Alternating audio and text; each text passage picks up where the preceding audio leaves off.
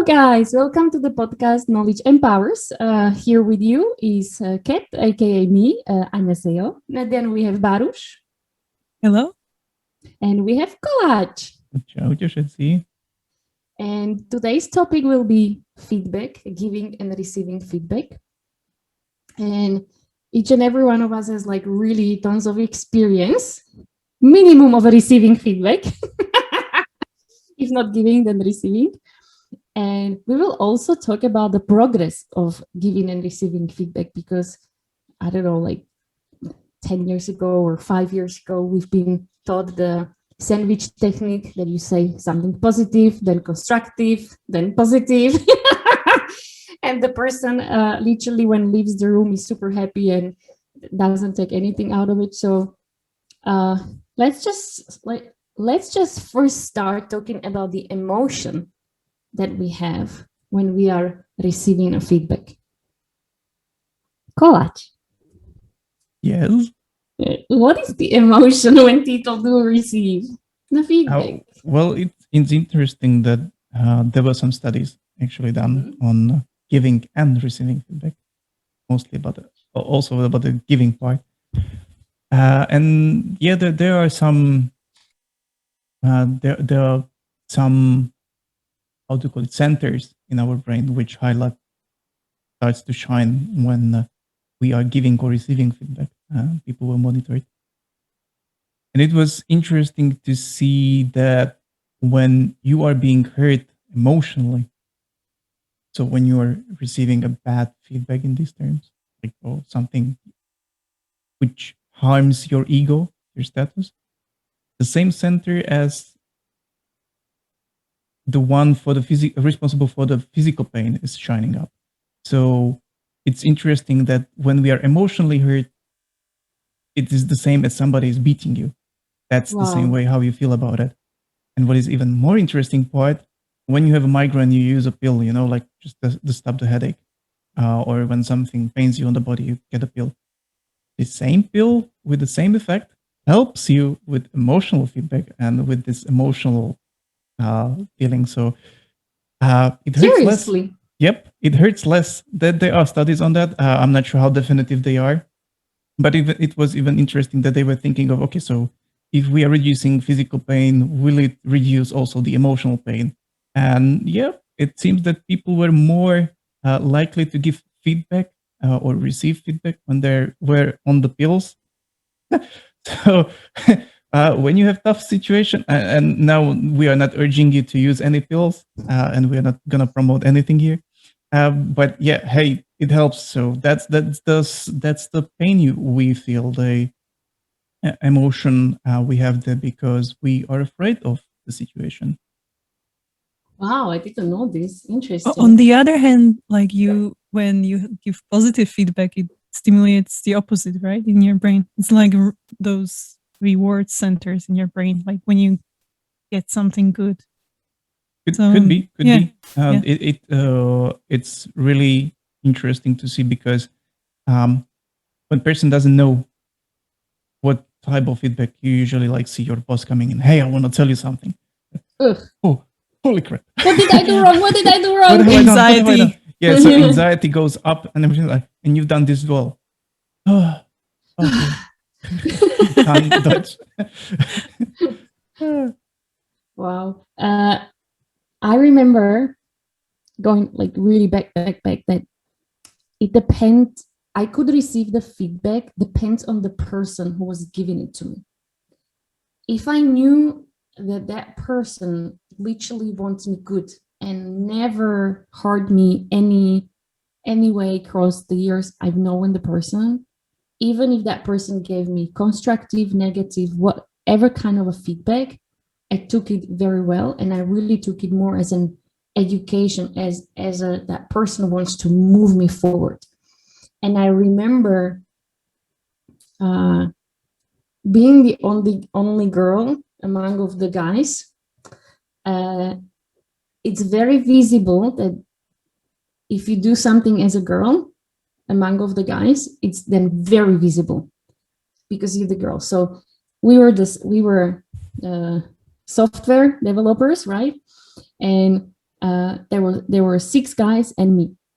And I sort of behaved the same way as the guys did. So if they sweared, I sweared. Or they cursed, I cursed. Or if they do this, I did. Like, we were good. But I never realized that because I say it, it's more visible. Just because they go like, why did the girl say that? And the team leader then sat with me and shared the feedback that the guys take it, not really offending, but like, it sort of strikes them that why I behave that way, which I just like when that's a group behavior, right? And when he shared with me his feedback and wanted me to improve, my reaction at the end was, thank you.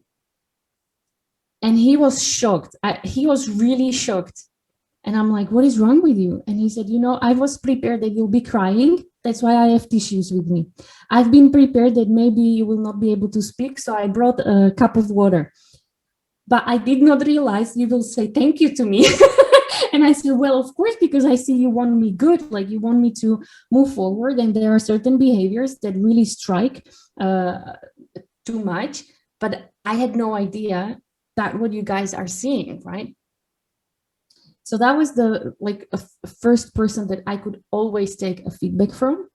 The other person was our center lead. Because he also never used my own emotions against me. But if it was anyone else at that time, I took it as like someone wants to stab you. Like they want to put you down. They just want to highlight their power, their ego, and just put you down. And I never took that feedback to my heart. It was just like I put the wall in front of me. They would give it the feedback. It sort of shoot in the wall, and then it just sort of fell down. And I'm like, okay, 10 more minutes, breathe, then I leave the room. Done, okay. So at that time, I didn't even realize why feedback is important. Or let why me is make it a important, question. Kat? Yes, exactly. Is the feedback important? I would respond Collage. with experience we've had with you, Kat, in a room with full of people, and we did this exercise with feedback, where one person hides an object and one volunteer needs to find it. And there are 3 volunteers, and then for 3 types of feedback. One of them is positive, the other one is negative, and the third one is none.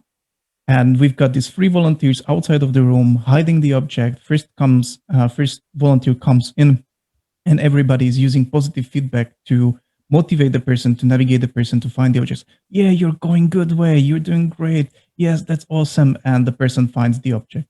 Then there is a second volunteer when the person enters and everybody is like, nah, you're doing it just wrong.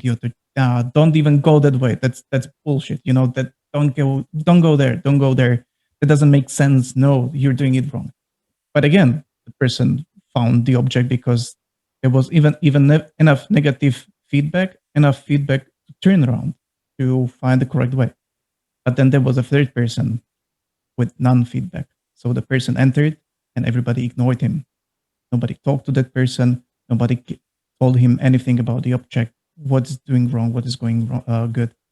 And the person didn't find the object or gave up basically after a few minutes because nobody paid attention. Nobody was giving him any feedback in terms of what to do. And that's what I see is that it's important for us to find the objective or get to the objective or create the common ground for us or unite until we reach the same goal. If we turn it into goals, the first 2 people got to their goals, got to their objectives, but the third one, not even the person, not even the community around got that. So nobody won in that situation. So that's why I feel that any feedback is better than none. I remember it was Fisher who was the one receiving the negative feedback. And then when he saw the third person entering the room and we literally ignored the third person, Fisher said, oh my God, you know what? Even though I felt bad because people were telling me that they are disappointed by me, that I am so bad, but I still found the object, the goal. But man, you have to feel horrible because no one even spoke to you, looked at you, like literally nothing. And interestingly enough, through our life, we prefer not to give feedback because it's the easiest way, right? Not to give my opinion, or I'll just move on with my life. But if we would give that feedback, we would be more empowered. We could learn from the mistakes that we are not even aware we are doing. And that way we could become better, much faster way than if we are literally ignored. Right? Then what's your experience, Baruch, what's your experience with feedback? I remember that one time that a new manager, he invited me to give me feedback, and I already knew it's not going to be good. And I think he knew that as well, but he didn't actually say what the issue is. And I just assumed like what he's trying to tell me. And it was really, confusing because I didn't know like what his goal is.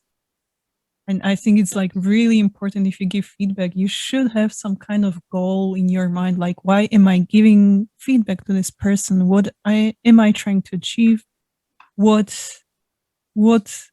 should be the mission for us as a team, etc. So I think if you are manager or some kind of leader, or even not that, even if you're giving feedback to your peer, you should know like what you're actually trying to achieve with that feedback. And how do you do that? And when you're giving feedback, how do you achieve that? How do you set it up? Honestly, to me, feedback is, the essential part of feedback is discussion. So to me, feedback is just a part of that talk that happens in between those four eyes.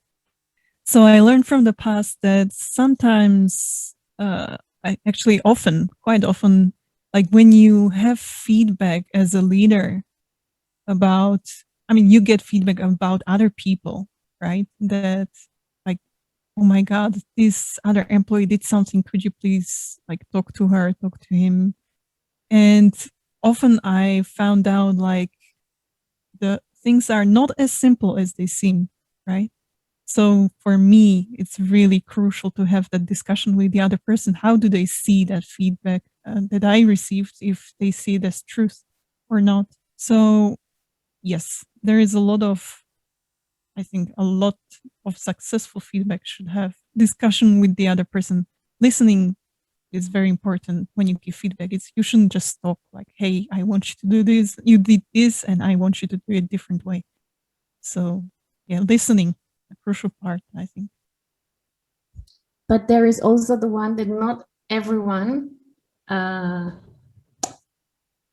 is able to give a feedback, or what is the right way to give a feedback. Like they know they have to tell you you did something wrong, but they also feel bad emotionally to tell you this, and they struggle of like, oh my God, how am I going to tell you this? Because I don't want to harm you, your feelings, but I feel terrible now to go and tell you. And people don't realize this. They just think, oh, you're the boss and you just tell me off. But not everyone is able to do that.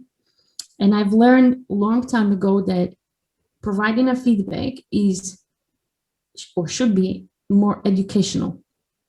And also very time crucial. So if you did something, whether good or bad or whatever, you should receive the feedback within 3 days of that situation.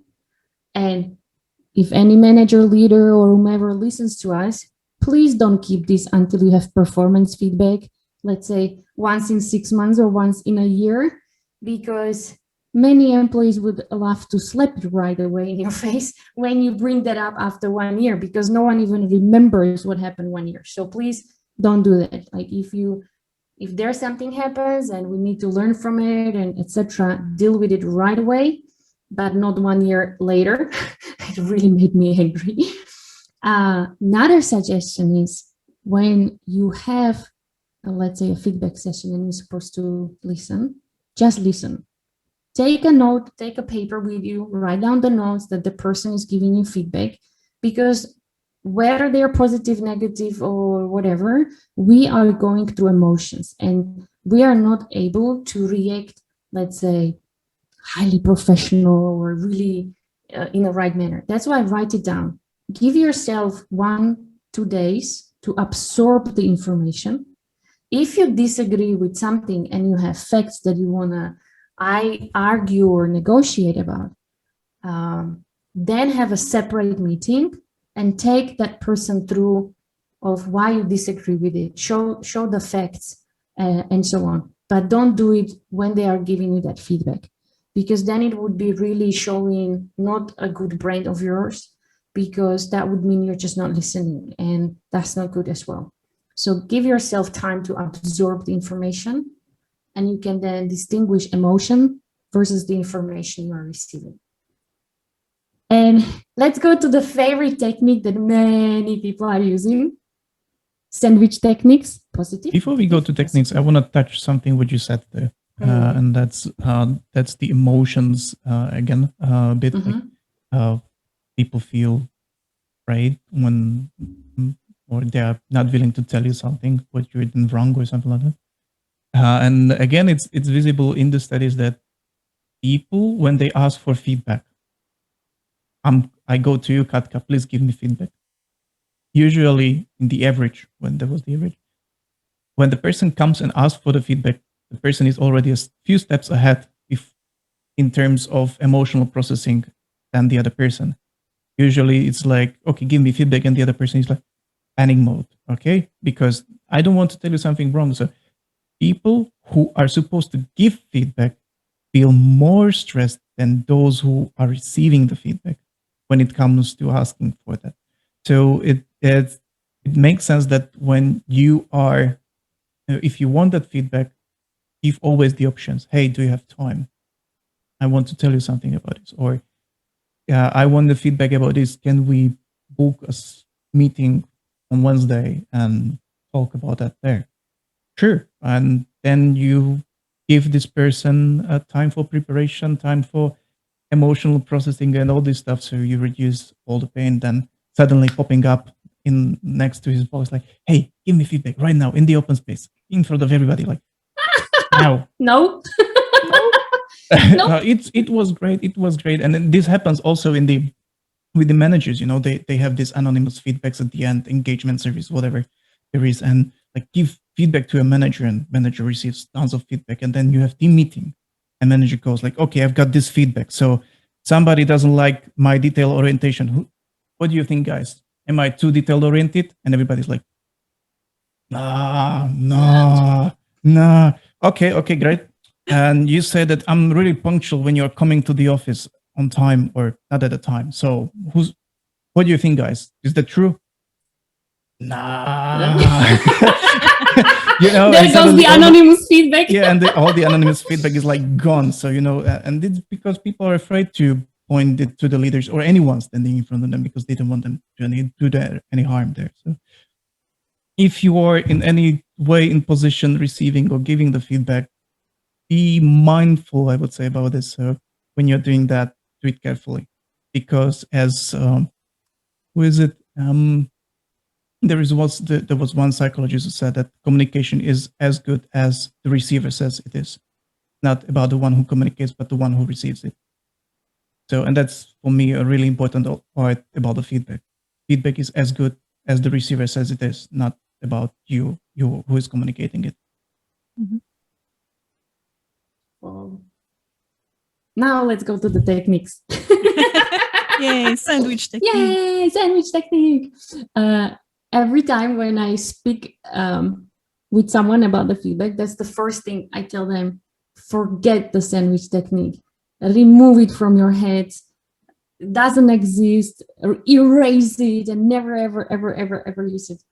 And many people ask me, but why? I'm like, well, if I'll tell you something positive, then let's say constructive or negative, and then positive, what will you gain once you leave the room?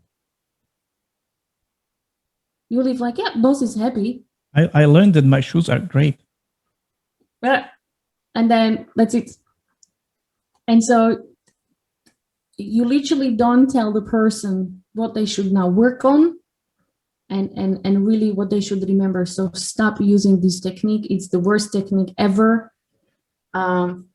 If you have something that your people or whomever you are giving, maybe it's your mom, maybe it's, even a family member, just say it in a polite way, what you want them to improve on, because they are lacking, and what kind of a harm it does to them.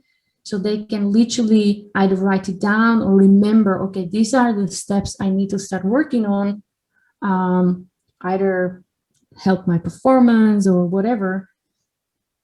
Otherwise, if you close it with the positive, that's the only message they're gonna grab, hold on to, leave the room, done, right? And then another 6 months pass, and that person is making the same mistakes on and on, right? So work on the skills of how to provide the feedback and stop using the sandwich technique. So how would you give feedback? Yeah. I always try to give feedback in an educational manner. Like, okay, let's say positive feedback. Even if I will give you positive feedback, it will not be just like, oh, Baruch, thank you so much, you are awesome. Again, I gave you positive feedback, but what will you gain out of it? Nothing.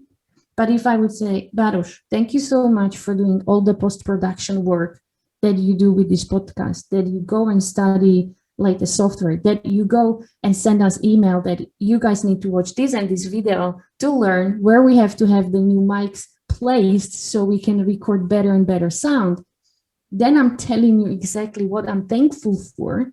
So to keep this, that's the good work you are doing. You need to keep it up, because that's what you are good at. That's what I'm thankful for. And that way you've learned, okay, if I keep doing this way, that means I'm performing still good. Again, if I'm going to give you constructive feedback, it will not be just like, Baruch, you are just lazy. You are just performing really bad.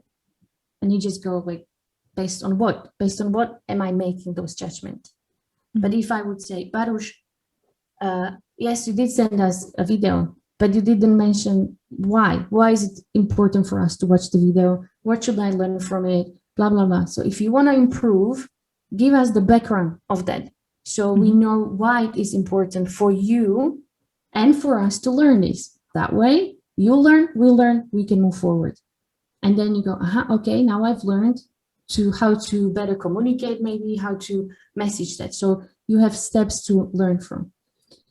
And again, give it or not to give it a feedback. So, like Kolach was talking about the game. Judge the impact, like what kind of impact it would have. So again, we are doing this podcast together. And if we would not give you any feedback, then your thoughts later on might be, am I bothering them too much that I'm sending them those emails?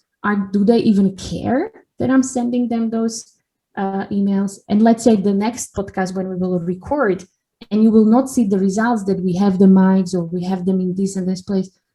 What's the point of me sending them all these educational materials if they don't even watch or listen? So it literally, the emotions in you, we would create lots of frustration in you just because we are not giving you any kind of a feedback. Whereas if we...